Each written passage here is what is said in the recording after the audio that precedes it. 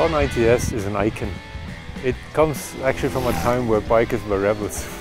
It's a cool bike from the 70s, and the bike has a real great soul. It was the first bike which had a designer working on it, and we decided to bring out this old jewel and recut it in a way that nobody expected from BMW Motorrad. We were looking for a partner with the right spirit and knowledge how to build a high-performance bike. And we found him, actually in California.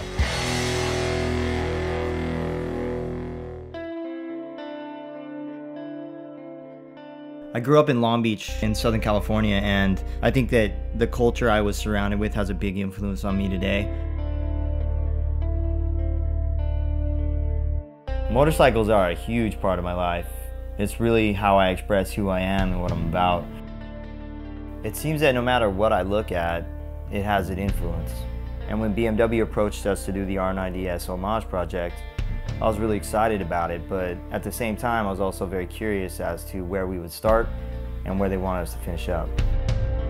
I mean, the biggest challenge was we needed to convince Roland Sands to build this bike for us. I thought of bringing over some sketches to him, but then we got to bring him a prototype of this bike. 1 week later we were there in California with a bike, and he just started doing burnouts in the yards, and then he came back and his eyes were just beaming, and that was it. It was just such a spectacular, crazy moment in this project. With what BMW has going on, it's like a whole new level of design, and we're looking at incredibly reliable bikes paired with beautiful function and form.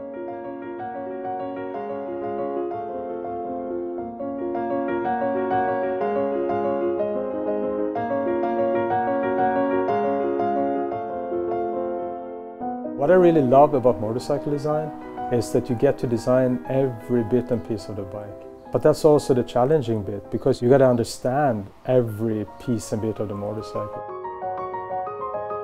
When you're working on the motor, you got to know what goes on inside of it, otherwise you can't really design it in an honest way.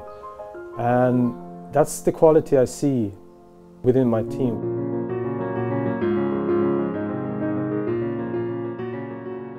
What I think is interesting with this motorcycle, somehow it also reflects the spirit in the design studio.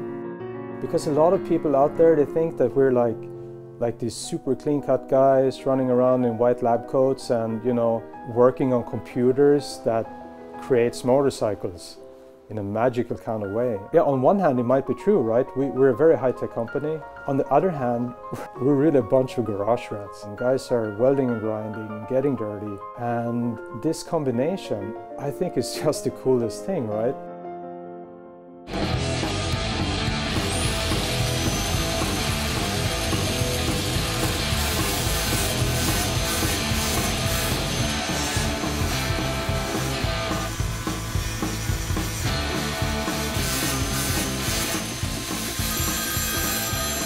Yeah, hello.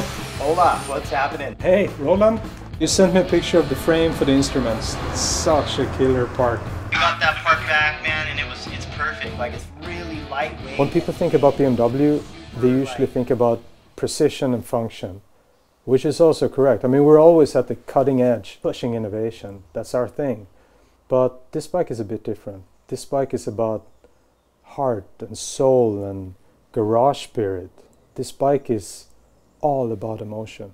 I wasn't expecting it to. What I really like about this bike is that mix between old classic style and new technology.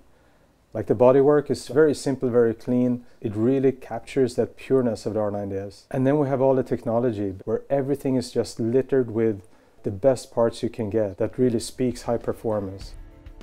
When BMW came to us and said they wanted to do the R90S homage bike, it was a really big project just in general, but we really attacked it from both ends. So it was not only aesthetically correct, but then the fully functional aspect of it as well. All of us had the same vision, which is pretty, I think, unique when you pull people from such different parts of the world together. But I think that it really shows in the end result.